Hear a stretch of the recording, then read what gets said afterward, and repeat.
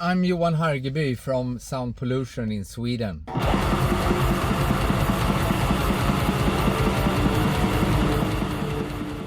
I probably heard of them before I heard them. The extreme metal scene kind of exploded, and suddenly it was a new generation. At that time, during the late 80s in Stockholm, Sweden, early House of Kicks days, now we are known as Sound Pollution.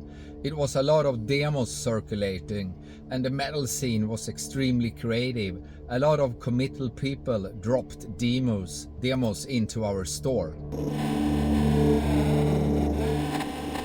We were doing a lot of distribution already at the end of the 80s, from labels like Earache and Peace Villains, etc.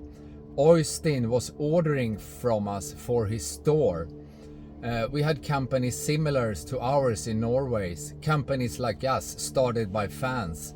That is most likely how we got our hands on Death Crutch. It was demos and bootlegs circulating, but the Death Crutch release did stand out. You could tell that this is for real. Sure, we were all new in the music business. At that time, it was all done by heart and commitment for the art. Everything was very serious and meant to last. A very creative period started. Well, you should listen to it yourself and make your own judgment, but I would say that Mayhem has that freezing cold, very unique sound, giving you chills through the spine, and also their live shows seems to be constantly growing. In my view, they are totally unique.